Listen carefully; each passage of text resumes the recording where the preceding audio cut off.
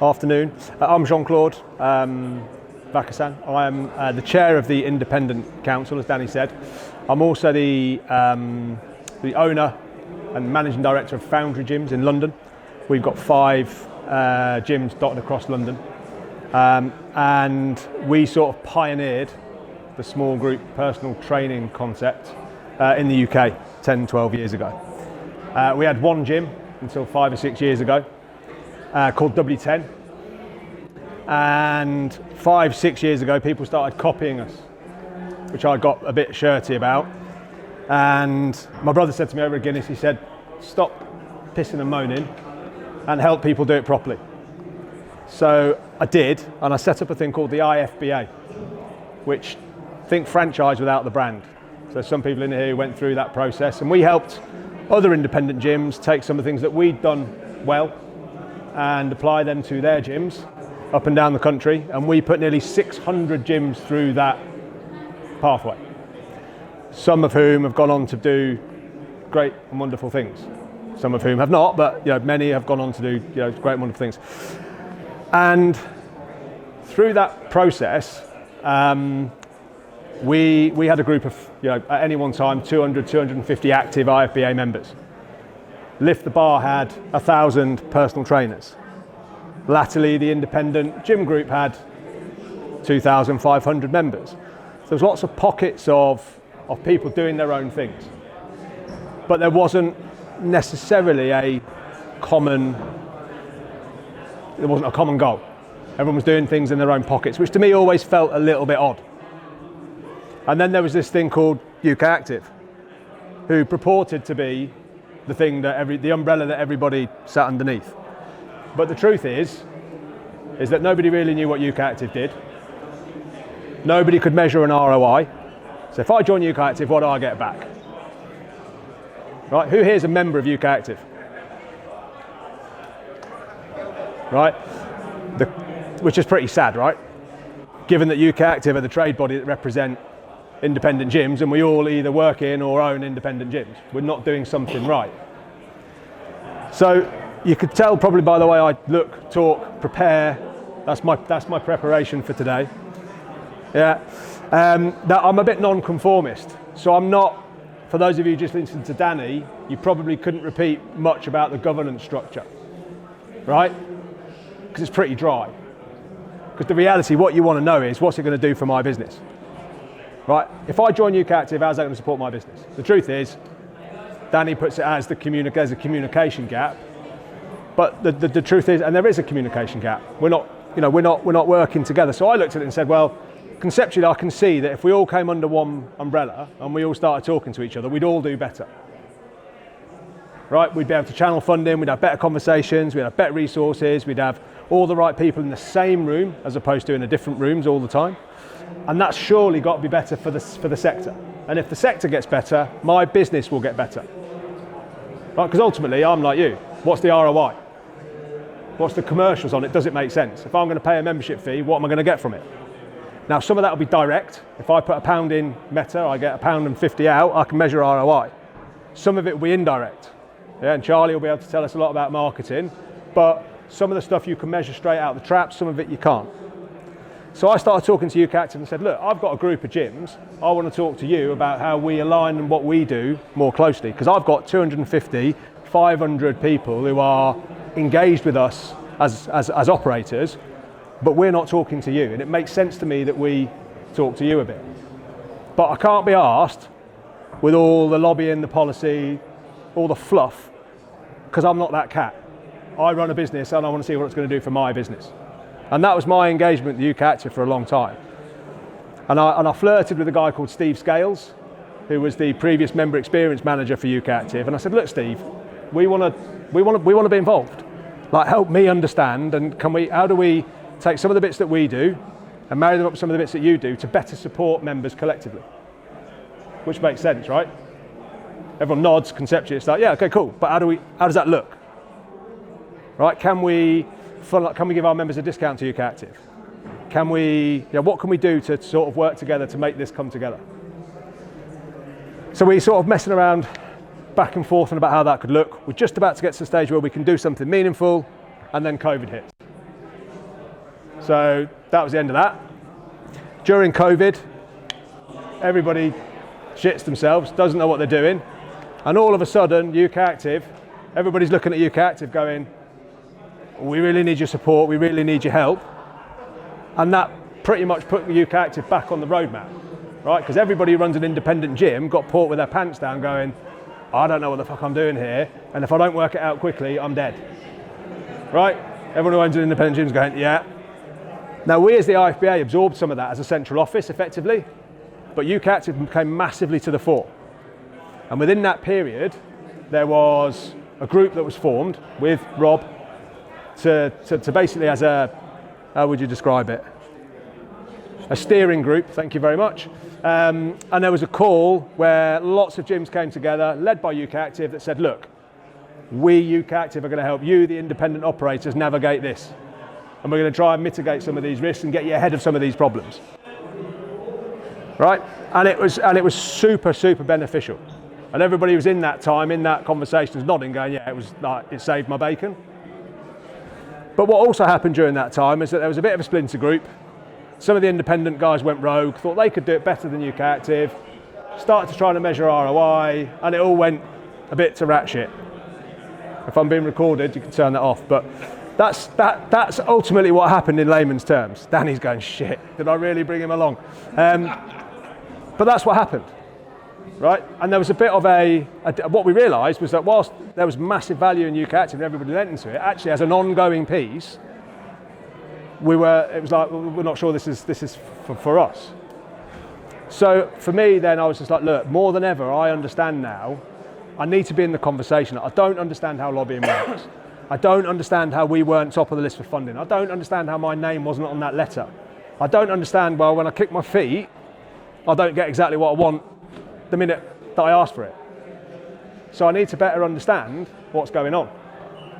And I'd rather be inside the tent pissing out than outside the tent pissing in. Right? So I was like, I'm going to get involved. Which is why I got involved at ukActive. Yeah. Now, I put myself forward to be the chair of the independent group, membership council, without a bloody clue really what that was all about.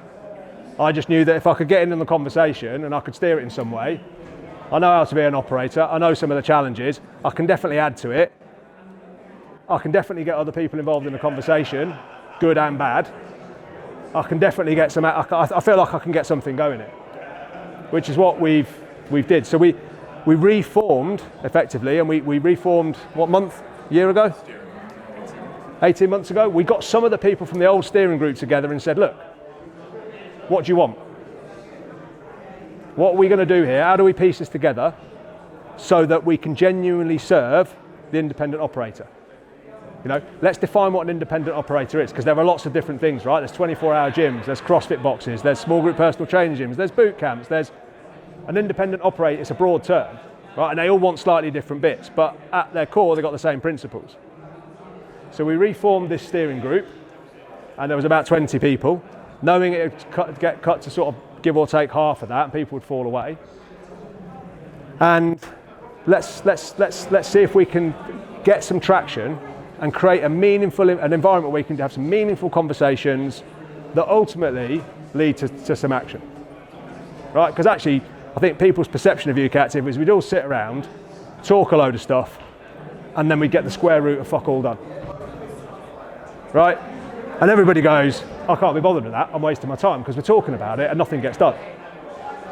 Which, to be fair, now knowing what I know and the processes that happen and how it gets fed in, and I know not to be true, but at the time I didn't. Right? So we've put that member council together, and we've been formed now for just over a year properly, and we meet once a quarter, give or take. We formed the group, we've set some short, medium, 1, 5, 10-year goals about what the group wants to achieve, how we're going to achieve them, and we've set what are some objective markers of progress. Right, we are doing well when we're doing these things and we're jumping through some of these gates. Right, so we meet, we talk through some stuff, we agree some things, we go away, we action, we come back, we repeat. Right, and that's what's been happening for the last year. around the various aspects that ukActive can support with. And then that feeds in. My job is to, wing it as the chair of this group, rely on Danny's notes so that I can feed back into the membership council, wing it at the membership council, and then feed back down to the independents, which so far is kind of working. Now, I can tell you firsthand that in this governance structure that we had, where you've got the private sector CEOs, public sector CEOs, the wider activity council, the independents, you've got representatives from all of those places. You've got who feed into the chair of that feeds into the board. So all of those conversations from all of those various platforms, one of which is the independents, gets fed into the membership council, which gets fed up to the ukActive board, which does happen, right? Which leads to what might be deemed as slow, but it does lead to action. We are getting a voice, we are getting heard. Right, and what we're able to better do is to help other independent operators engage by better understanding what we're doing. Right? Now, to be clear, I'm not paid by ukActive. I'm not here as a puppet for ukActive. I am here as somebody who believes. One of my stipulations is I'm not becoming your puppet. I'll do it, but I'm going to be me, because I'm not going to kind of I don't work for ukActive. The whole point is that I'm independent. Right, and that's important. Because I might not agree with everything, and I'm a bit black and white, so I might say I don't agree with it. So if we're happy with that, then I can get involved. So now we've got a situation where we've got a group that's gaining traction, sharing stories, that's having ideas, best practice ideas, hosted at other people's gyms. We were at Alex's gym last week, so we get a tour, we're learning. I picked up 2 things that I've been able to take back into my gym. So we're starting to have an impact. Now, the ROI isn't instant. I don't turn up to these meetings and we have a discussion about something and the next day it happens. It can't. Right? It goes up a chain, there's lots of stakeholders, there's lots of conversations, there's governments, there's, as we were talking about yesterday, there's general election cycles which affect how things get done, and that feeds down and that slows things up. But what we are learning is what's going on in the broader sector. So yesterday we're finding out about what's going on with David Lloyd and some of the stuff they're doing around COVID VAT, which will be super helpful for us if that conversation starts to filter down. Right? And that will be very meaningful from a commercial standpoint. But the ROI might not be today. So, the slide says why am I here and why am I in it? It's because actually I think if I and a few others like it, and others beyond that, can get in and support ukActive and be in the conversation, all it's going to do is just help us snowball and gain more traction and put more voices, so that ultimately every single independent facility, no matter how they're structured, is going to benefit from that. Right? Now, we still absolutely have a bit of a PR and a hearts and minds and a marketing game, a messaging game to do, battle to win with some independents. Not everybody understands, if I pay my membership fee, what do I get directly? Yeah, there is still a bit of that to do. But I think it's very hard for anybody, right? And I challenge anybody to counter it. And somebody's going to, I know, because they're going to do it well, which is going to be really annoying. But I challenge anybody to sort of say, I don't see the value in the collective conversation. Right? And it makes sense that it's done through ukActive. Yes, we can have subgroups, the independent gyms, the whatever, but and Rob, we're here because on Rob's invitation. Actually, it needs to feed into one platform because that's what makes sense, right, for the sector. Yeah, if that makes sense. Yeah. So I guess that's why I'm involved. That's my understanding of it. Has anybody got have I missed anything? Has anybody got any questions for me or for Danny about governance structure? When you said you have to lay out the goals 1, 5, 10 years, what are the types of things that you are talking about? About 5 minutes before we started this, I was like, Danny, have you got those 1, 5 and 10 year goals? Have you got that we can put on a slide? Because I know the first question I'm going to get is, what are those 1, 5 and 10 year goals? And I can't remember specifically what they are. The God's honest truth is I can't remember what we mapped out, but what I do remember is sitting at a table, me personally, and saying, listen, we're just talking a lot of shit here. Can we take some of this shit and put it in some order? Right? And can we put some gateways or some hurdles or some structure around it so that we can see if it's working? Right? And there's some 1, 5 and 10 year goals. What I suggest we do is I'll ask Rob to share, Danny will polish that slide up, yeah, and I'll ask Rob to share that as a show note. It's pretty impactful. Now some of the long-term stuff, right, because the conversation was VAT. It's like, look, can we stop talking about VAT? Because if all we do is turn up and talk about the problem all the time, which is that we're still paying VAT, we're never going to get past that. Right? That might happen one day. So that's not happening today. So let's put that on the 10-year thing. Today, can we help people with, you know, paying tax at different levels of VAT?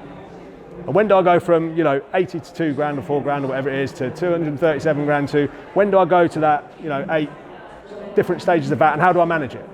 That would be a resource, if it was centralised, that would be super helpful around VAT. Rather than talking about the fact that we're still paying VAT and that being a problem, let's create a resource, which is what they've gone and done.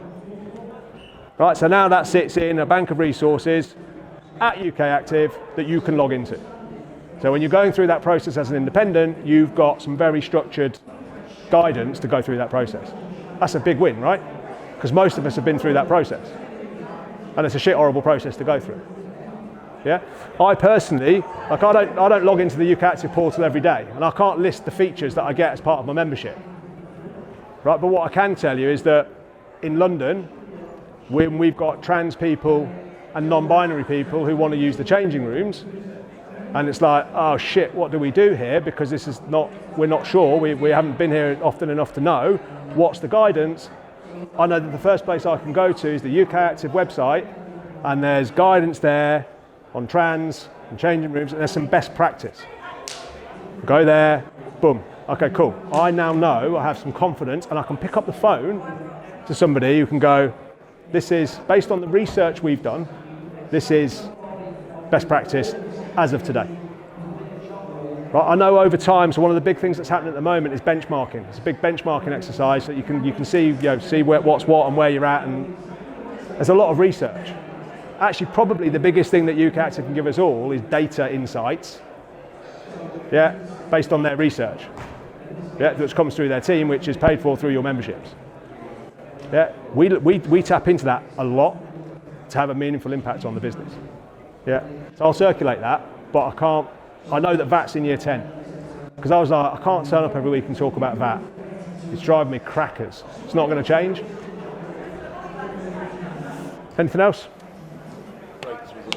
The rates. I can't get the signal, but I'm happy to share it. But the long-term one was the VAT bit, because, like JC said, people wanted that instant and a success, but it's a long process. So that's the end thing I want to get to.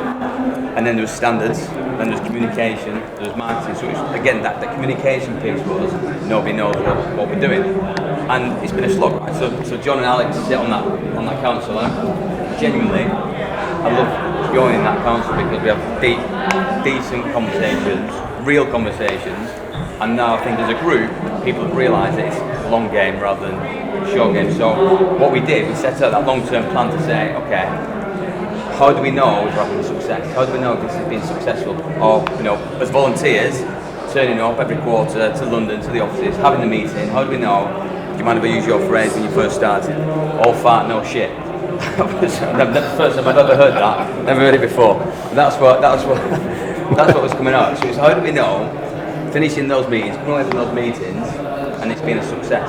But it is, right? It's getting there. So the purpose of that, and I know it's boring, but the purpose of that governance structure is that it's building networks. So each of these guys have their own networks, right? So they've got independent operator networks, miles bigger than me. And it's about a bit of an advocacy piece, but also not coming to that meeting talking about your own gym. That's really important. So we have terms of reference for the council.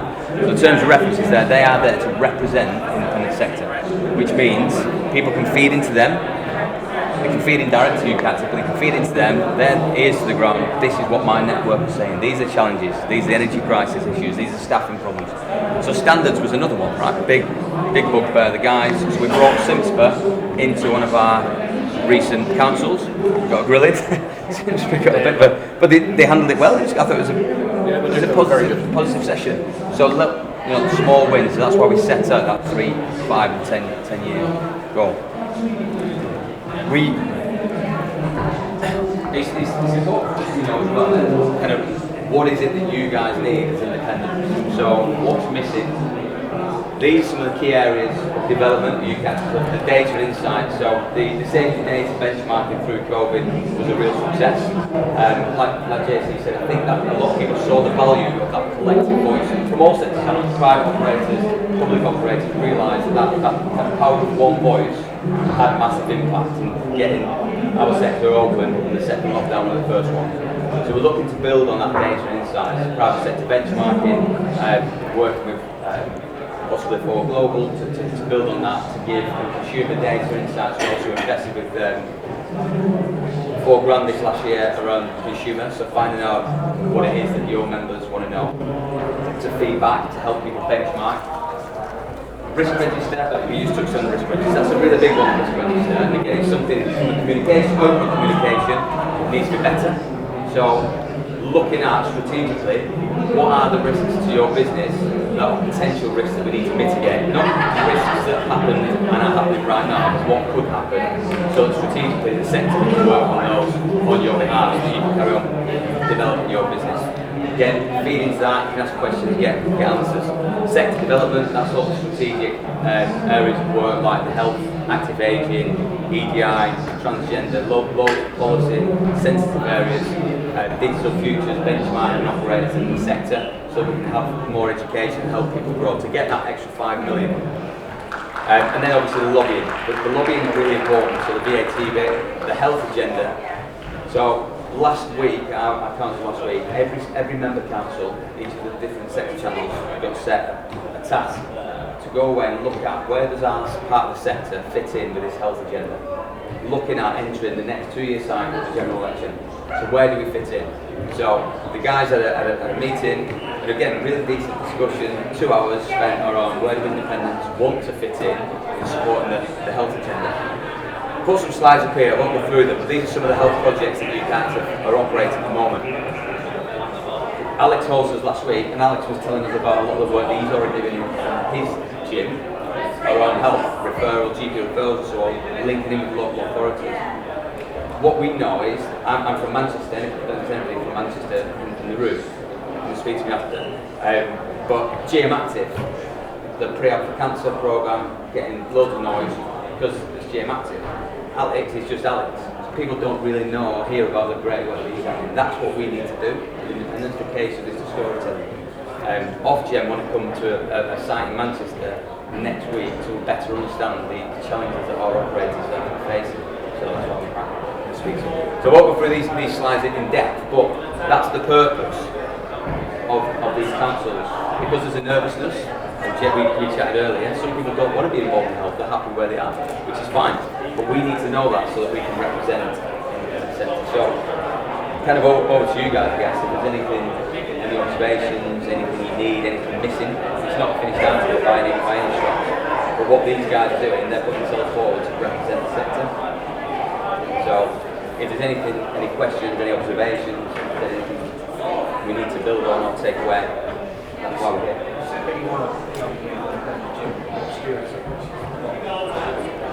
What tools have you got to do that?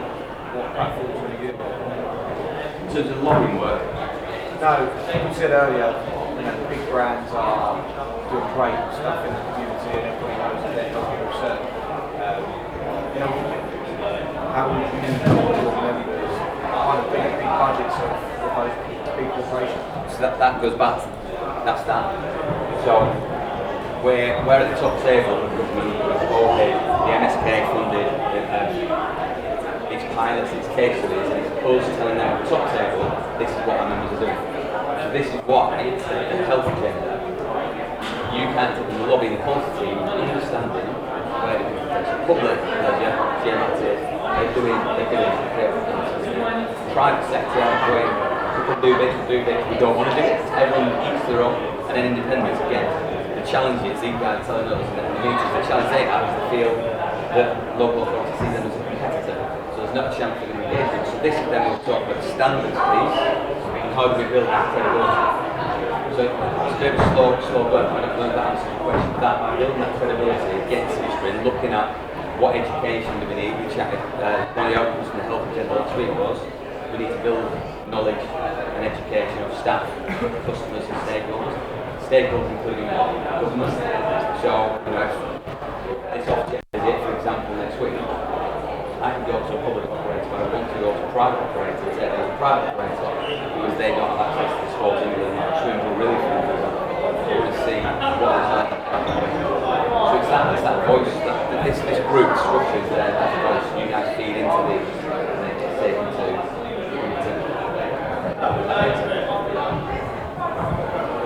I think just like the reason, one of the reasons I'm speaking to as well is going back a few years, the ukActive seems to be dominated by the voice of the public sector, big operators, and the number of independent clubs outweighs the number of closed, I guess. It's the first time we've had a voice to go through ukActive, to give ukActive an understanding of what it's like to be a sole trader or an independent club, and for the first time we've actually got a voice.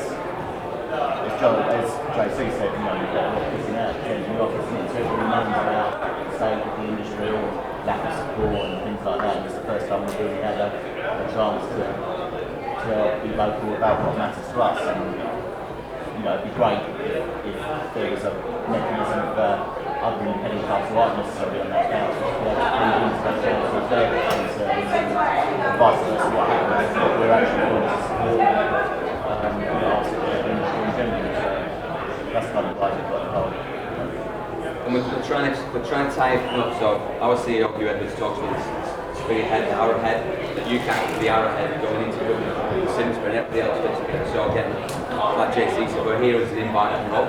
Rob sits on that council, not as an operator, but as a guest because of this group.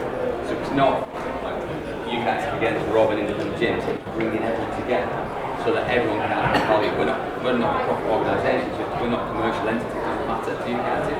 We're there to represent members. So by bringing Rob and his members into that voice, it will help. Any other observations or questions? Yeah, I've got an observation. So you talk about you're the voice for the independents to then relay up the ladder. So if all the independents are saying to you that, why have you stuck that on a 10-year agenda when that's the big thing that they want? Why have you not even said, we're looking at doing this, but it would take a year for that or two? It's like you shut it down. So that says to me, I don't want to be part of ukActive because you're telling me actually you've done nothing about what people are saying to you when you go to your meeting. Yeah, fair question. I don't mean it nasty. No.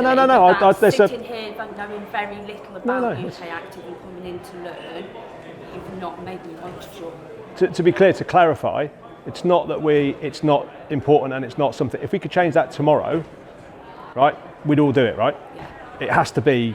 It is the big win. It's just not the thing we can turn up every meeting and talk about.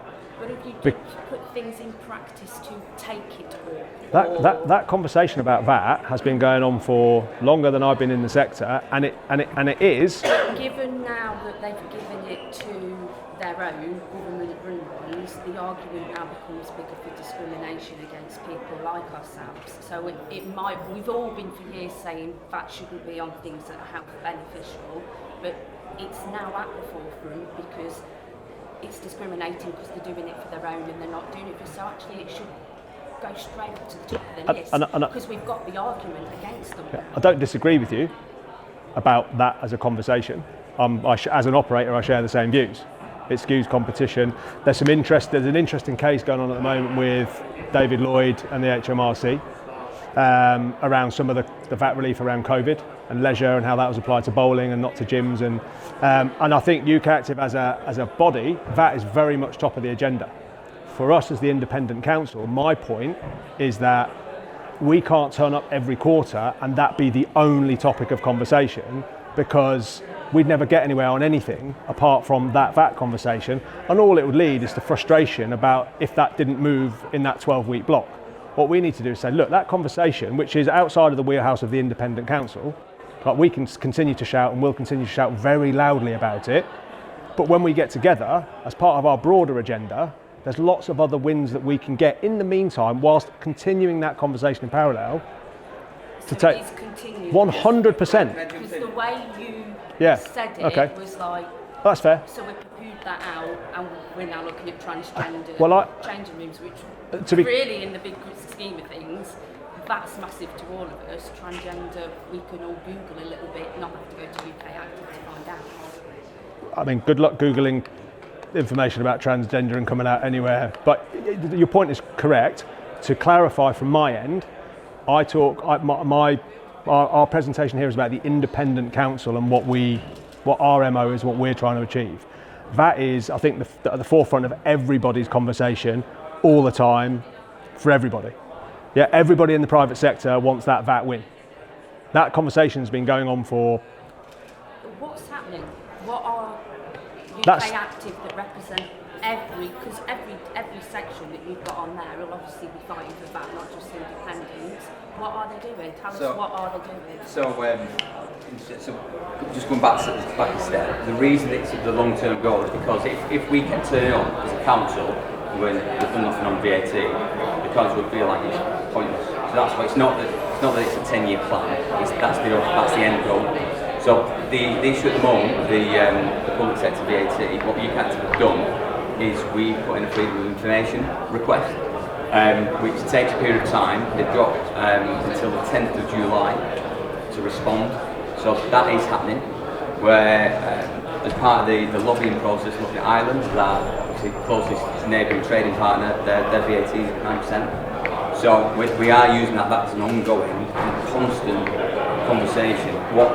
And I'm not a lobbyist, my job's a membership engagement, but our policy team, what they say is we need to walk in the shoes of the government to say what's the biggest influence to the purse. So that's why the health agenda is coming up. If we can demonstrate with the MSK project, we can demonstrate the financial impact, 18 to 24-year-olds, for example, at the moment, that's a massive risk and issue for employment, because the unemployment rate due to mental health issues for that age category has doubled in the last 10 years. So moving down the line, the impact that's going to have on the economy is huge. So we've got to bring that back. So our sector can have a preventive influence in this game, and that's the political play. The here and now, we have submitted that Freedom of Information Act because everybody knows it's not a fair playing field, right? So they've got until 10th of July to respond to that, which is a competitor analysis is what has been asked for. So that's ongoing. It goes back to that communication piece. That's what we need to get better at in terms of communicating that wider on a more regular basis, because it is on a daily basis the team are talking about VAT. VAT for the private sector is that end goal, 100%. But what we have to do in the interim is demonstrate our MSK hubs, the health work. You know, we had a strategic partner event in January where there was 40 stakeholders from the NHS in the room. So it's the first time ever that 40 stakeholders came. We did with my zone last year a parliamentary challenge. So we challenged all the MPs for a month to see who could generate the most points. The purpose being to raise awareness of MPs to try and raise that agenda. So that's again up front and foremost on the general election cycle. If you look at Labour's manifesto and Kim's and Libby's manifesto and aims, that's more aligned with where we want to be. So we not only talking to government, we're also our guys are talking to the opposition as well. So they're trying to cover all bases. So it's 100% that is top of the agenda, but maybe we didn't articulate it well enough in terms of the council. It was let's set some up. What can we do? What do we have control over? I think also you've got to remember that we mentioned that's a big thing of mine. I've been pushing a big time on the group. It's constantly, it gets mentioned, but we parked it because they're now doing what they're doing. So they've done that. So, but we need to discuss other issues. So the other issue that's been discussed over the last 12 to 24 months, which ukActive had a big part in, we got rates with it. Yeah, that was because of their active work. We went into them and said, we need this rate. They represented us, because me as an individual going to the PM and saying, I've got this issue, he's just going to go, who are you? But ukActive lobbying for all of us on all of our behalf, we have a much bigger voice when we lobby together. Yeah? And that lobbying together that ukActive did for us got us that rates reduction during the pandemic. That's what the working group worked towards during the pandemic from the independent gyms. And then we obviously got the recent one, which takes us through to April next year, yeah? Where we got the 75% reduction, yeah? Being a godsend for a lot of us, to be fair. Okay, and then hopefully, so that was our short-term gain. What did we get? Well, we got that actual return. We physically got a return. We got some money back, yeah? That we could reinvest into our business. But our long-term, mid to long-term goal now on is to try and get rate reduction forever. Yeah, so that's another thing that we're working on, as well as that in the background. Standards, because we don't think the standards are high low. I'm sure both of you would say. We don't think the standards in our industry are particularly good we've got when we compare them to other industries. So they were the three good things for lobbying, standards, VAT and rates. In the interest of time, getting the wild eyes. You can carry on if you want. I'm around if anybody's got any further questions. But otherwise, thank you for your patience, your questions, your time.